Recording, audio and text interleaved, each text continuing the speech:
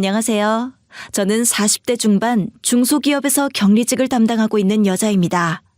어렸을 때부터 자립심이 강한 편이었던 저는 경제적 독립도 빠른 편이었어요. 그래서 일찍이 자취를 시작하기도 했죠. 소개로 만난 남편은 40대 후반의 직장인이었는데 소개시켜주는 사람이 워낙 괜찮은 사람이라고 입버릇처럼 얘기를 해서 기대감이 꽤 높았던 것 같아요.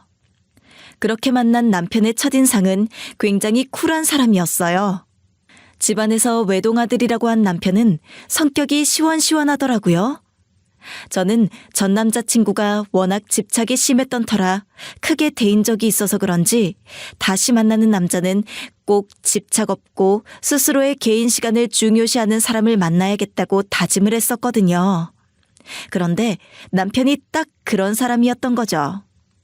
성실하고 다정하지만 집착 없고 개인의 시간을 중요시해주는 사람이요. 저는 남편의 그런 마인드가 마음에 들어 그가 연애를 하자고 했을 때 두 말 않고 그러자고 했어요. 그리고 연애한 지 2년 만에 결혼을 하게 되었죠. 결혼 초 남편은 제가 생각했던 대로 제게 다정하고 성실했지만 어머님과 시댁의 요구에는 늘 지나치게 순응하는 느낌이 들었어요. 특히나 남편에게 강한 영향력을 행사하는 사람이 어머님과 시이모님이셨거든요. 그 때문에 많은 갈등이 생길 정도였죠.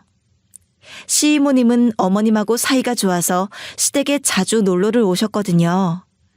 시이모님은 일찍 이혼을 하셨고 자식은 딸이 둘이라고 하셨어요. 그래서 그런지 제 남편을 아들처럼 생각한다고 입버릇처럼 말을 하시곤 했죠. 그런데 남편이 제게 황당한 부탁을 하더라고요.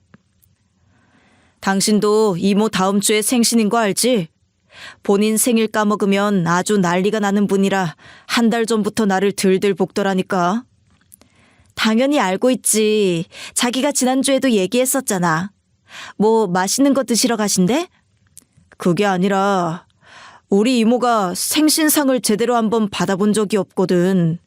근데 당신 요리 솜씨 좋잖아. 이번에 이모 생신상 좀 차려주면 안 될까? 그게 무슨 소리야? 생신상을 나보고 차리라고? 이모가 한정식을 좋아하시거든. 한정식 한 상 차려주면 진짜 좋아하실 것 같아서 그래. 이번 한 번만 당신이 신경 좀 써주면 안 돼? 내가 어떻게 생신상을 차려드려. 이모님도 자식들이 있는데. 게다가 나 요즘에 야근하고 바쁜 거 알잖아. 음식 준비하는 게 보통 일 아닌데 그걸 나 혼자 어떻게 하겠어? 내가 이미 얘기를 다 해놔서 그래. 이모가 아주 기대를 많이 하시는 것 같더라고. 그 앞에서 도저히 못한다고 말을 못할 것 같아. 내 체면도 좀 생각해주라. 응?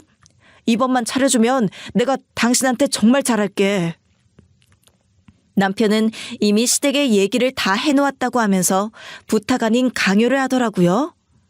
솔직히 많이 부담스러웠어요. 다른 것도 아니고 한정식 한 상이라니. 자취를 오래 한 저는 기본적인 음식은 다 할 줄 아는 편이었지만 그래도 또 대접하는 음식 하는 건 다르잖아요.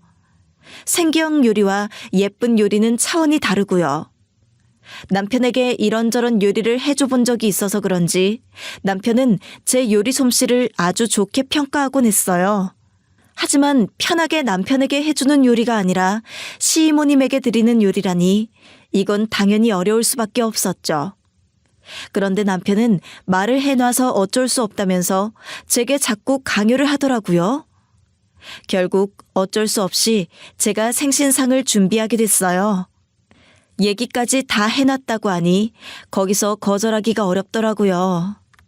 하지만 남편은 생신상 준비를 도와주기는커녕 바쁘다는 핑계로 나가서 들어오지도 않았어요. 결국 저 혼자 하루 종일 음식을 하고 상다리가 부러지게 차려놓고 어머님과 시이모님을 초대했어요. 더군다나 두 분 다 집으로 오신다고 하니 집 청소도 게을리할 수 없잖아요. 요리를 하는 와중에 청소까지 해야 하니 오늘따라 바쁜 남편이 원망스러웠죠. 진짜 허리가 끊어질 것 같았거든요. 그래도 이왕 하는 거 잘한다는 소리 듣고 싶어서 애를 쓰는 바람에 가짓수도 생각했던 것보다 많아졌고요. 그래도 완벽히 차려놓은 식탁을 보니 저까지 뿌듯하더군요.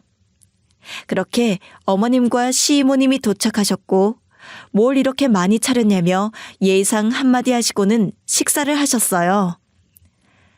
미역국도 그렇고 전도 그렇고 전체적으로 간이 너무 심심하다. 음식은 그래도 간이 맞아야 하는 법인데 우리는 나이가 들어서 그런지 전체적으로 짭짤하지 않으면 손이 안 가서 말이야. 아, 그래요? 제가 맛보니까 괜찮은 것 같은데. 어머님, 짜게 드시면 안 좋대요. 심심하게 드셔야 좋은 거래요. 됐다. 이럴 줄 알았으면 그냥 맛있는 식당 예약해서 먹을 것이지.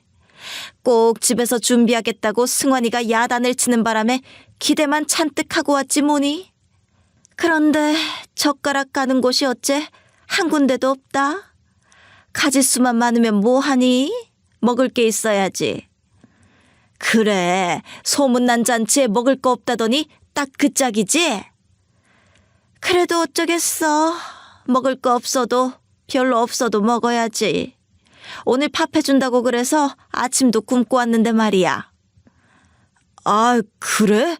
그래도 이 사람이 진짜 새벽부터 일어나서 요리한 건데 이번에는 그냥 드시고 다음에는 더 신경 써서 잘 차려드릴게. 기분 푸셔, 응? 열심히 생신상을 차린 제게 고맙다, 수고했다는 말 대신에 타박과 지적이 들려오자 정말 눈물이 날 것 같더군요. 너무 속이 상해서 그 자리에 앉아있을 수가 없겠더라고요. 그런데 그 와중에도 남편은 어머님과 시이모님 편을 들면서 다음에는 더 신경을 쓰겠다는 말을 하는 거예요. 저는 속으로 이런 생신상을 다시 차릴 일은 없을 거라면서 굳게 다짐했죠. 열심히 차려줘도 욕을 먹는 판에 다음이 어디 있겠어요? 겉으로 말은 안 했지만 그 사건 이후로 남편에게도 많이 실망을 했기 때문인지 결혼 초기와 다르게 서로 꽁냥거리는 모습은 많이 사라졌던 것 같아요. 그리고 점차 시댁의 간섭 때문에 변화하는 남편의 모습을 보면서 가정에 균열이 생기기 시작했어요. 시댁 때문에 이런저런 일들로 부부 사이가 나빠지는 경우를 주위에서도 심심찮게 볼 수 있었는데 저도 그런 경우가 된 것 같더라고요. 이런 생활이 지속되면 앞으로의 결혼 생활도 기쁜 날보단 마음고생하는 날이 많아질 거라 생각하니 좀 암담했죠. 그러던 어느 날이었어요. 남편이 승진을 하게 된 거예요. 남편의 승진은 저희 가정에 좋은 전환점을 가져다 주었어요. 어쨌든 기분 좋은 일이니 계속 쌓여있던 앙금들이 조금은 해소되는 기분이었죠. 승진과 동시에 남편은 수원으로 발령을 받게 되었어요. 그러자 남편이 출퇴근을 핑계로 수원 근처로 이사를 가는 게 어떻겠냐고 제게 제안을 하더라고요. 저는 지금 살고 있는 곳이 수원과 그리 멀지 않아서 출퇴근을 하는데 무리가 없을 거라고 생각했는데 남편은 계속해서 이사를 가고 싶다고 설득을 하더군요. 남편뿐만 아니라 시댁마저도 이사를 가는 게 어떻겠냐면서 줄기차게 저한테 얘기를 하는데 저도 설득에 거의 넘어가고 있었죠. 그런데 문제는 그 뒤에 일어났어요. 시이모님이 저를 불러다 놓고 한다는 엉뚱한 소리를 하시더라고요. 너희 수원으로 이사 가게 되면은 지금 살고 있는 집은 바로 못 파는 거지? 매매한 지 얼마 안 되어서 바로 못 판다고 했잖아. 네, 일단 그래요. 그래서 전세나 월세로 살 사람 구해놓고 저희도 전세 얻어서 나가야 할 것 같아요. 어머, 그럼 잘 됐다. 그럼 그냥 그 집 내 딸한테 잠시 빌려주면 안 될까? 우리 딸이 지금 월세방에서 쫓겨나서 당장 갈 곳이 없어졌거든. 그 집 주인이 워낙 못된 인간이라 얼른 집 구해서 나가라고 독촉을 했다지 뭐냐? 보증금도 확 올리고. 네? 그건 좀 갑작스러운 것 같은데요. 집도 벌써 내놨고 사람들도 보러 온 사람들이 있어서 곧 나갈 것 같거든요. 그거야 계약 안 한다고 하면 되는 일이지. 그리고 모르는 사람한테 전세 내주는 것보다 아는 사람이 와서 사는 게 훨씬 낫지 않아? 우리 딸 사정이 딱하잖아. 그리고 애가 원체 깨끗하고 조심성 많아서 집도 깔끔히 쓸 거야. 그런데 저도 이모님 따님은 얼굴 한번 본 적이 없는 것 같은데 저희 결혼식 때 오셨나요? 왔지 그럼? 내가 사진 보여줄까? 결혼식 때야 사람들이 워낙 많으니까 봐도 기억이 안 나는 거지. 여기 봐봐. 애가 날 닮아서 얼마나 싹싹하고 예쁜지 몰라? 시이모님이 본인의 딸이 살 곳이 없다며 저와 남편이 살던 집을 양보해주면 안 되겠냐고 하더라고요. 어차피 지금 집을 산 지 오래되지 않아 바로 팔면 세금 폭탄을 맞을 테니 전세를 줄 텐데 모르는 사람보다는 아는 사람이 사는 게 낫지 않겠냐고 하면서요. 그러면서 딸 사진을 꺼내서 제게 들이밀면서 감정적으로 호소를 하더라고요. 제가 좀 주저하는 것 같자 마지막으로 이사 비용도 본인이 전액 부담을 해주겠다고 하지 뭐예요. 어머님도 시이모님 옆에서 다른 사람도 아니고 가족 일인데 네가 이해 좀 해주라는 식으로 얘기를 하셨고요. 남편도 이사를 원하고 있고 수원으로 이사를 가면 제 직장도 가까워지는 것도 좋고 무엇보다 시댁과 멀어지기 때문에 어머님과 시이모님의 등살에서 해방될 수 있을 것 같다는 기대감이 들어서 저는 시이모님의 제안을 수락했어요. 솔직히 결정을 내리기까지 많은 고민이 있었지만 끈질긴 설득 때문에 넘어가게 된 거죠. 그렇게 이사를 한 저희는 평온한 상태에 접어들었어요. 이사를 하고 새로 시작한 생활에 적응하느라 정신이 하나도 없더라고요. 그 와중에 회사는 꾸준히 출근해야 했으니 몸도 피곤했고요. 물론 남편과 시댁 때문에 소소한 다툼이 있긴 했어도 남들도 다 그렇게 살겠거니 생각하면서 포기하며 살았던 것 같아요. 그러다 남편이 점차 일이 많다며 늦게 들어오는 일이 잦아졌고 어떤 날은 바쁘다며 밖에서 자고 새벽에 들어오는 일도 생기기 시작했어요. 바쁘다는 핑계를 댄 남편이었지만 솔직히 말해서 저는 불안함을 느낄 수밖에 없었죠. 오늘도 늦게 들어와? 이번 주만 해도 하루도 일찍 들어온 날이 없던데. 그렇게 바쁜 거야? 예전에는 이렇게 안 바빴잖아. 갑자기 회사에 왜 이렇게 일이 많아졌어? 누구는 늦게까지 일하고 싶어서 이래? 그냥 요즘 들어서 일이 많아서 그래. 솔직히 나도 쉬고 싶어. 어떨 때 보면 정시 퇴근, 정시 출근하는 당신이 부러워 죽겠다니까. 아무리 바빠도 잠은 집에 와서 자야지. 조금이라도 편하게 자면 당신도 좋잖아. 나도 아무도 없는 집에서 혼자 자려니 무섭기도 하고. 그래도 우리 신혼인데. 당신이 애야? 일 때문에 바쁘다는데 무슨 그런 말을 해. 하여간 참 피곤하다. 무슨 말을 그렇게 해? 예전 같았으면 그랬냐고 하면서 다정하게 안아줬을 거면서? 사람이 변해도 어쩜 이렇게 변해? 우리가 결혼한 지 10년 넘은 부부도 아니고 어떻게 이렇게 바뀔 수 있냐고. 난 바뀐 게 아니라 원래 이랬어. 당신이야말로 결혼하고 좀 바뀐 거 알아? 우리 엄마랑도 자꾸 별거 아닌 일로 다투고 말이야. 이제 우리 집안 사람이 됐으니 좀 맞춰줘야지. 저는 남편의 냉대에 서운해서 한마디 했을 뿐인데 남편은 오히려 저보고 뭐라고 하더라고요. 그러니까 괜한 의심이 생기는 거 있죠. 결혼하기 전이랑 결혼 초와 다르게 어느 순간 싹 변해버린 남편의 모습은 제가 알던 모습이 아니었거든요.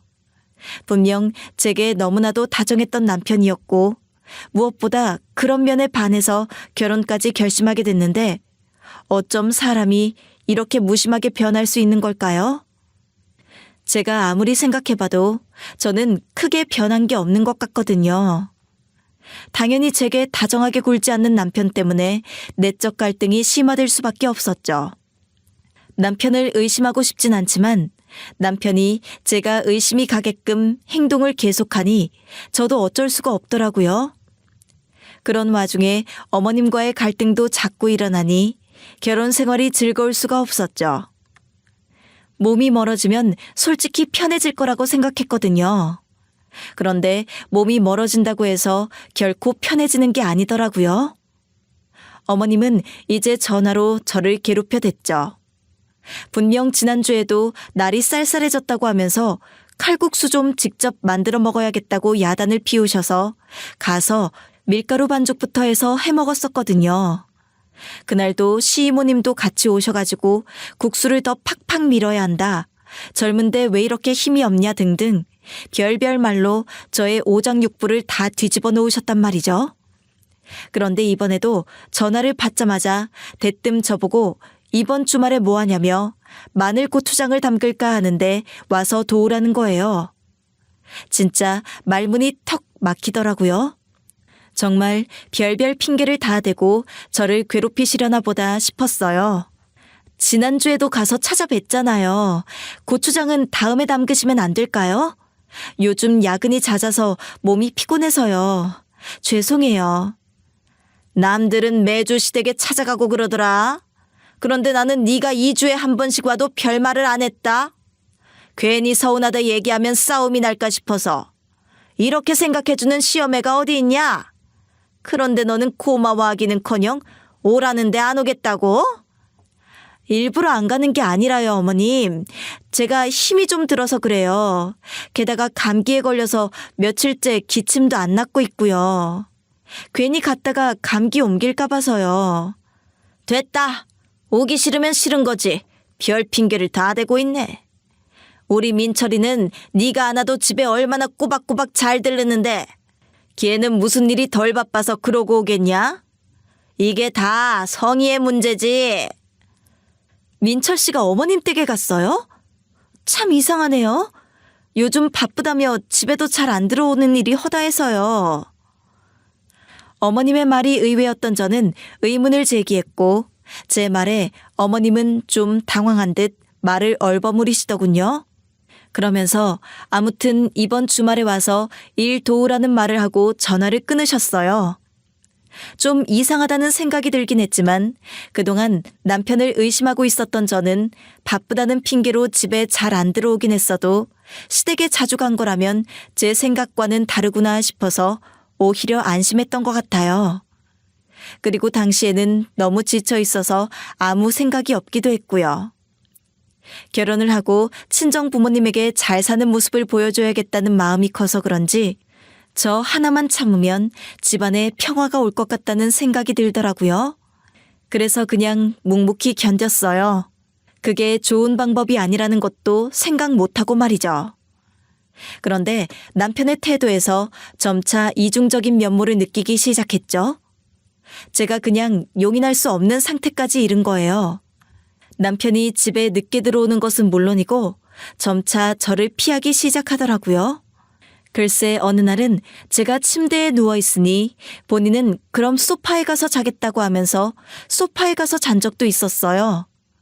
어이가 없어서 왜 같이 안 자냐고 하니까 그냥 편히 혼자 자라고 하면서 제가 불편할까봐 그런다는 거예요.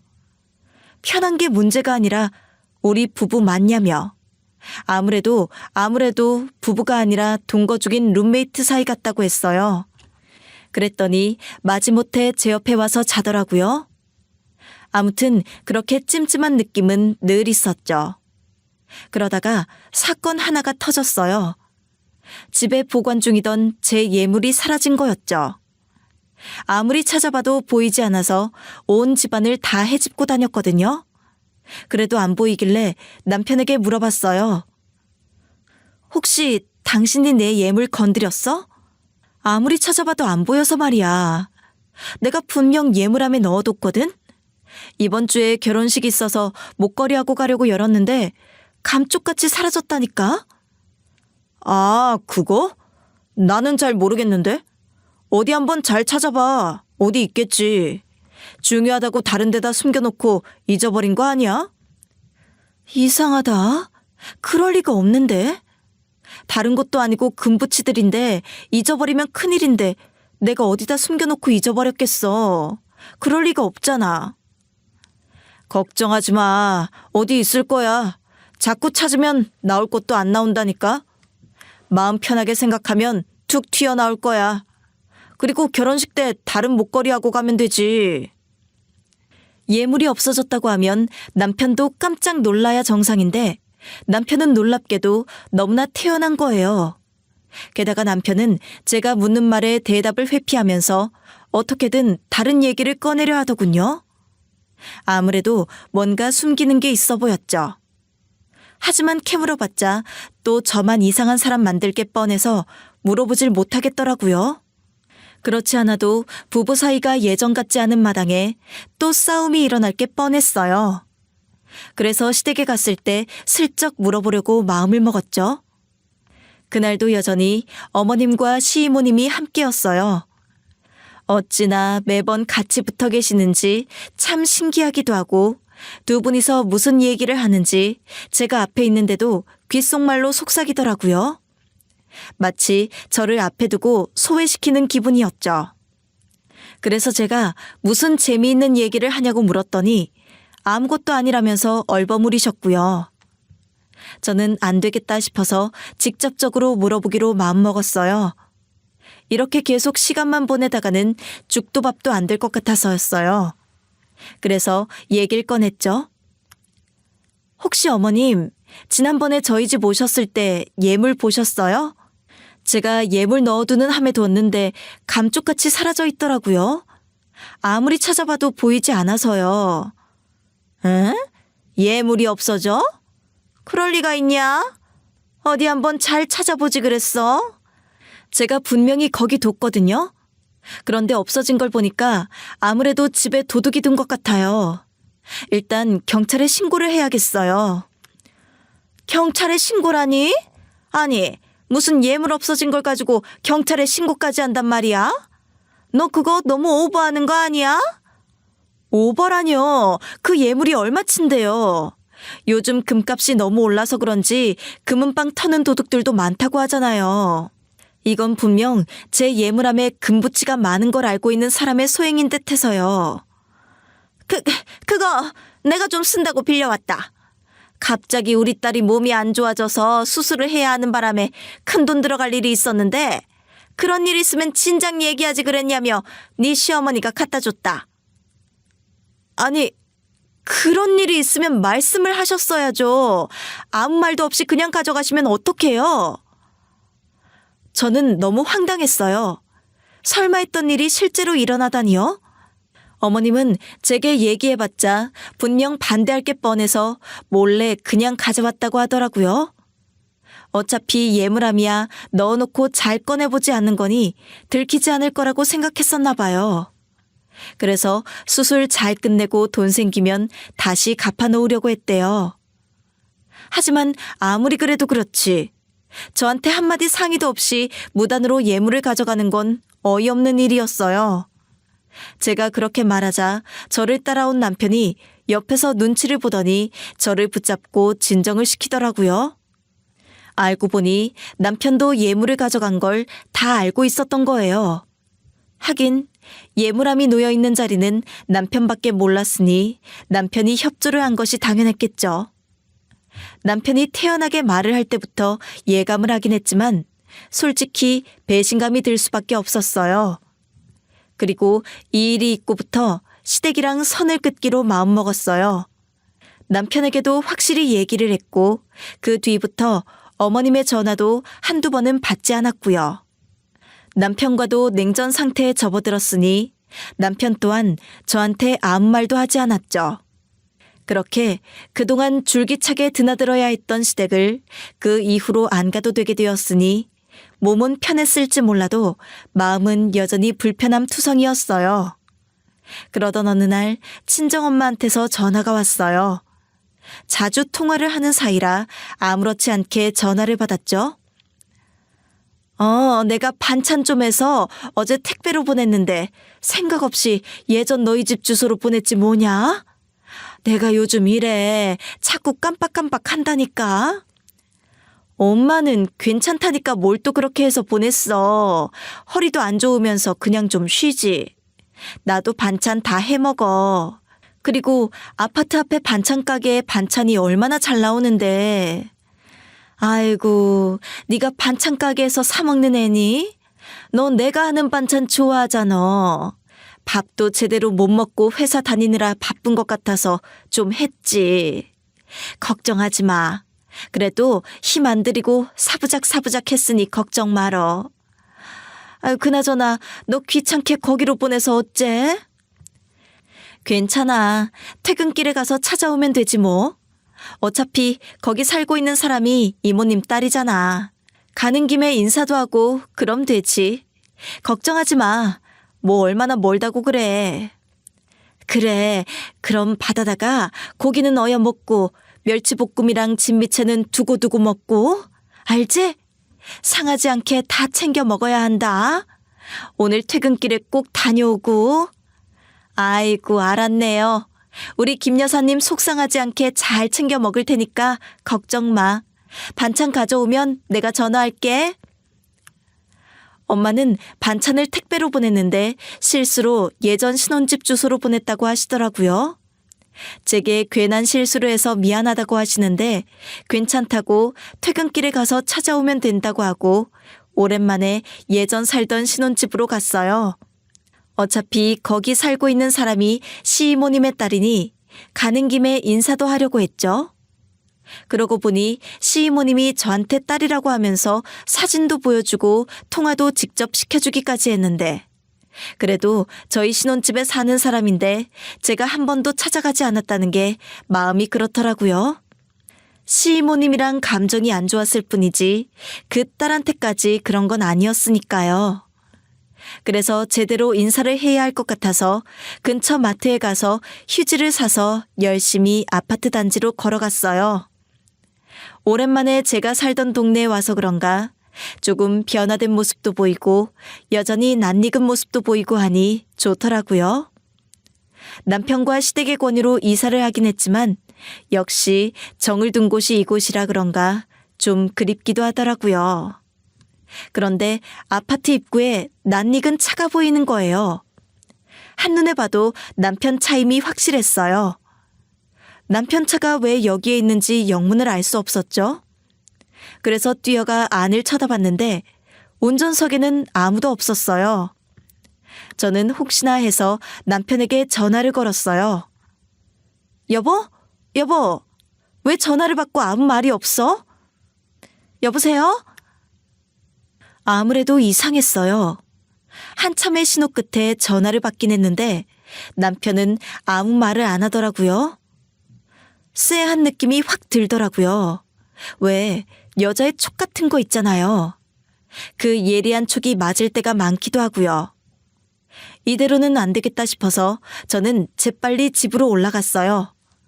초인종을 누를까 하다가 안에 누가 있을지 모르겠다는 생각에 예전에 쓰던 비밀번호를 혹시나 싶어 눌러봤어요. 그런데 문이 그냥 열리더라고요. 조심스레 안으로 들어간 저는 더 소스라치게 놀라고 말았어요. 익숙한 남편의 물건들이 그곳에 그대로 있더라고요. 저희 집과 너무 흡사하게 남편들의 물건이 자리한 것을 본 저는 너무 충격을 받아서 얼떨떨한 얼굴로 서 있었어요. 그런데 저를 발견한 안에 있던 여자가 소리를 빽 지르더라고요. 누구세요? 여긴 어떻게 알고 들어왔어요? 당장 나가지 못해요? 그러는 그쪽은 누구세요? 그 여자는 분명 제가 예전에 봤던 시이모님의 딸 얼굴은 아니었어요. 저는 여자가 소리를 치던 말던 신경 쓰지 않고 집안을 두리번거렸어요. 그리고 남편이 욕실에 두고 간 핸드폰을 발견했죠. 그리고 곧장 그 집을 나왔답니다. 심장이 쿵쾅거리고 손발이 떨리는 게 전혀 진정이 되질 않더라고요. 도대체 이게 무슨 상황인가 싶었어요. 그래도 남편의 휴대폰을 보면 무슨 흔적이 나와도 나올 것 같았죠. 그래서 휴대폰을 열어봤죠.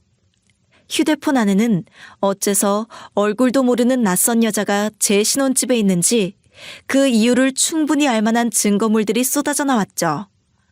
어머님과 시이모님이 남편에게 여자를 소개했던 문자를 발견했거든요. 시이모님은 요즘 이혼한 여자 중에 괜찮은 여자가 있다며 만나보라고 권유를 하고 있더군요. 저는 신혼집에서 목격한 여자가 그 여자임을 확신했어요. 남편이 신혼집을 이중 생활의 은신처로 사용하며 불륜을 저지르고 있었던 거예요. 그리고 어머님과 시이모님이 그걸 돕고 있었고요. 남편의 전화가 울리기 시작했어요. 저는 전화를 받지 않고 꺼버렸죠. 그러자 이번엔 제 전화가 울리더군요. 어머님이셨어요. 너 지금 어디냐? 왜요? 제가 어디에 있는 게 궁금하세요? 저는 지금 어머님이 무슨 행동을 하시는지 궁금한데요? 넌 대뜸 왜 엉뚱한 소리를 하고 난리냐? 민철이가 전화를 안 받아서 너한테 한 거다. 애가 얼마나 바쁘면 전화가 한 통화 안 되는지 몰라? 네가 요즘 바가지 긁느라 바쁜 모양인데 적당히 좀 해라. 바가지요? 제가 바가지를 긁어요? 민철 씨 어디 있는지 궁금하신데 저한테 물어보시면 안 되죠. 요즘 그 사람 저랑 연락 안 한 지 오래됐거든요. 같은 집에 살기는 사는데 얼굴 못 본 지도 며칠 됐고요. 괜히 우리 아들 흠잡지 마라. 연락이 안 돼서 물어보려고 한 걸 갖고 별소리를 다 한다. 아주 이제 막 나가기로 작정한 거냐? 어머님은 제가 무슨 엄청난 사실을 알고 계신지 상상도 못하신 채로 저한테 온갖 말을 다 퍼부으시더니 전화를 끊어버리셨어요. 아무래도 아직 제가 모든 걸 알고 있다는 건 모르는 모양이었어요. 차라리 잘 됐죠 뭐.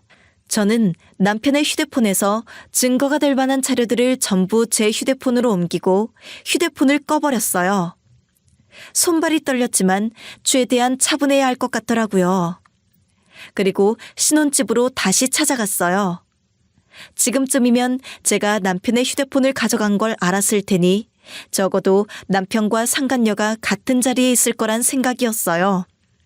그런데 문을 열고 들어가 보니 사태의 심각성을 아셨는지 남편과 어머님 그리고 시이모님이 함께 있더라고요.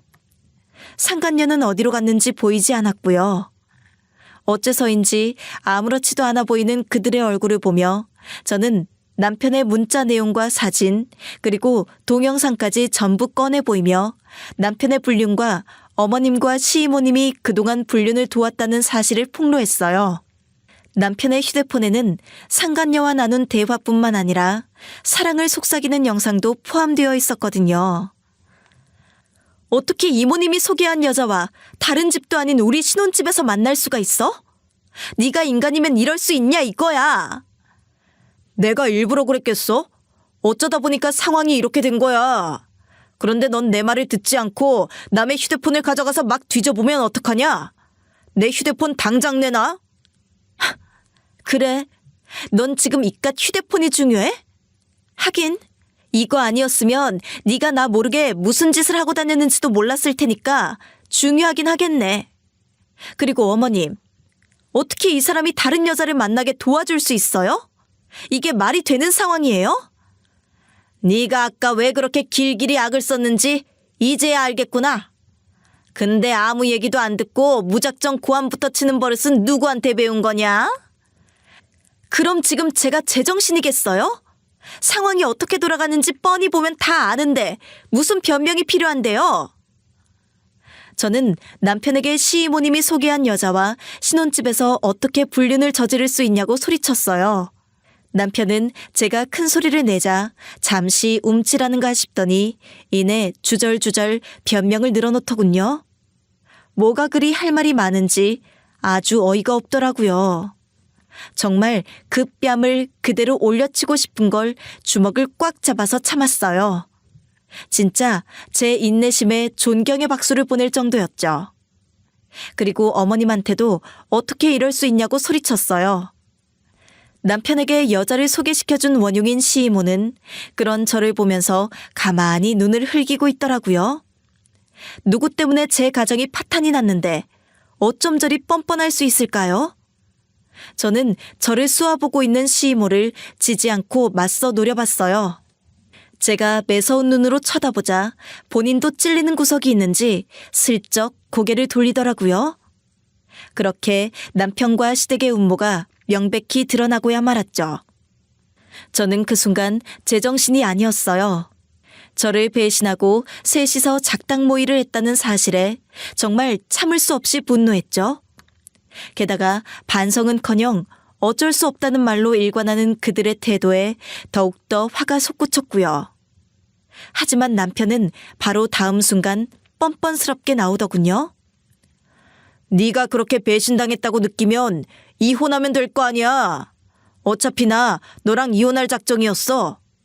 우리가 정상적인 부부는 아니었잖아. 서로 정도 없었고. 우리가 누구 때문에 그렇게 됐는데? 아무리 이모가 여자를 소개시켜준다 해도 네 선에서 잘 끊었어야지. 그 여자랑 불륜 저지르고 난 뒤부터 우리 사이가 파탄난 거잖아. 그걸 몰라? 아이씨, 나도 처음엔 안 만나려고 했어. 그런데 당신이랑 엄마랑 자꾸 다투고 그러니까 나도 거기에 스트레스가 장난 아니었단 말이야. 솔직히 중간에 낀 역할이 가장 어렵다잖아. 그참에 또 이모가 한번 만나보라고 했고. 그래서 만났다고? 그걸 지금 변명이라고 하냐? 그래, 그래서 만났다. 만나보니까 너하고 다르게 애가 싹싹하고, 그리고 무엇보다 엄마 때문에 스트레스 받을 일이 없더라고. 그래서 나도 모르게 스며든 거야. 남편의 말들은 하나같이 어이가 없었어요. 지금 이 상황이 현실인지 아닌지 구분이 잘 안 갈 정도로 절 열받게 하더군요. 이혼하자면 이혼하겠다면서 제법 뻔뻔스럽게 나오던 남편은 그래도 할 말이 많은지 자신이 왜 이렇게 됐는지 이유를 늘어놓기 시작했죠. 남편의 말로는 어릴 때부터 어머님과 시이모님의 기대에 부응하며 자라왔다고 했어요. 착한 아들이자 착한 조카로 살았다나 뭐라나. 그래서 성인이 된 후에도 그 둘에게 의지도 많이 하고 둘의 말을 무조건 따르면서 지내왔다고 했어요. 결혼을 하고서도 마찬가지였겠죠. 그런데 상견례를 하고 나서 어머님이 제가 마음에 안 든다고 남편에게 넌지시 얘기를 했대요. 물론 당시 남편은 제게 홀딱 반해 있는 상황이어서 그런 어머님의 말을 무시하고 결혼을 강행했고요. 그렇게 결혼을 했더니 이번에는 시이모가 저랑 남편의 사주를 봤는데 둘이 맞지 않는다고 나왔다면서 다른 여자를 만나는 게 나을 것 같다며 솔직히 너 정도면 더 잘난 여자를 만날 수 있을 거라고 꼬드겼다고 하더군요. 그래서 남편은 그들의 말을 신뢰해서 불륜녀를 만나게 됐다는 거예요. 개소리를 참 정성스럽게도 늘어놓는다. 그래서 사주 때문에 우리 사이에 금이 간 거다. 나는 결혼 초부터 잘하려고 미친 듯이 애썼어. 다른 사람도 아니고 이모 생일상을 차리라고 할 때도 이게 말이 되나 싶으면서도 했어. 왜? 너 때문에. 그거야, 그땐 너도 괜찮다고 했잖아. 내가 꼭 억지로 시킨 것처럼 그러네. 시댁에 말 다 해놨다면서 어쩔 수 없이 해야 할 것 같다고 말한 게 그럼 부탁이니? 협박이지. 그런데 그렇게 잘해도 돌아오는 건 수고했다는 말 한마디 없었어. 고마워는 바라지도 않았지. 그런데 내가 거기서 어떻게 더해? 그러는 넌 우리 집에 뭘 했는데? 나도 설날 추석 때 처갓집 가서 용돈도 드리고 비위도 맞춰드렸잖아. 네가 한 해에 겨우 2번 사위 노릇할 동안 나는 2주에 한 번씩 며느리 노릇하느라 바빴어. 그런데 너는 그런 나를 배신하고 다른 집 여자와 두 집 살림을 차려? 내가 널 가만히 둘 것 같아? 저는 악에 받쳐서 소리를 쳤어요. 그러자 옆에서 가만히 듣고 있던 어머님이 같이 소리 지르더라고요. 가만히 두면 저보고 어쩔 거냐고 하면서요. 그래도 양심은 있는지 입 꾹 다물고 있더니 본인 아들한테 해끼칠 것 같으니까 눈을 무시무시하게 뜨던데요. 본인이 한 짓은 생각하지도 못하고 그저 제가 무슨 짓을 저지를지 그게 화가 나는 모양이더라고요. 길길이 날뛰는 어머님이나 남편이나 답이 없긴 마찬가지였어요. 어떻게 이런 인간들과 함께 그동안 결혼 생활을 할 수 있었는지 생각하니 스스로가 대단하게 느껴질 정도였죠. 진짜 상식이 안 통하는 사람들이었거든요. 그리고 난리통에서 가만히 앉아만 있던 시이모가 그제야 자리에서 일어나더군요. 시이모가 입을 열기 시작하자 모두의 시선이 시이모에게로 쏠렸어요. 저도 대체 뭐라고 하나 싶어서 팔짱을 끼고 가만히 바라봤고요. 사실 이 모든 일의 주된 가해자는 시이모잖아요. 그동안 절 감쪽같이 속이고 남편에게 여자를 소개시켜줬던 것도 그리고 신혼집을 자신의 딸에게 빌려준답시고 그리 감정적으로 호소를 하더니 남편의 상간녀에게 내준 것도 말이죠. 할 말이 전혀 없을 것 같은데도 시이모는 표정 변화 하나 없더라고요. 하긴 이 정도로 철면피니 그런 무시무시한 짓을 저질렀다 싶기도 했고요. 저한테 하실 말씀이 있으세요? 어떻게 이 집에 다른 여자를 들일 수가 있어요? 본인 딸한테 빌려달라고 했잖아요. 저한테 사진까지 보여주면서 얘기하셨죠. 그런데 그 여자가 이모님 딸이에요? 할 말이 있으면 어디 한번 해보세요. 나는 우리 민철이를 위해서라면 뭐든 다 할 수 있다. 그래서 그랬다. 근데 그게 뭐? 어차피 조금 더 지나면 너랑 민철이 이혼도 시키려던 참이었다. 이렇게 사실을 알게 됐으니 오히려 다행이라고 생각한다. 뭐라고요? 다행이라고요? 그래요. 그 생각 완전히 산산조각 내드릴게요. 제 마음 갈기갈기 찢겨 놓으신 거 보상하셔야 할 거예요. 흥, 무슨 수로? 이혼녀 딱지 달고 다른 남자 만나기도 쉽지 않고 재산이야 알아서 분할하면 될 일이지 않냐? 우리야 손해볼 거 하나 없다. 그렇게 당당하시니 바로 이혼 소송하면 되겠네요.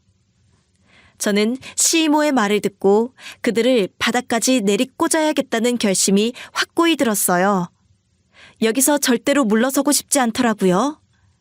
그래서 신혼집을 나와 즉시 변호사를 선임했죠.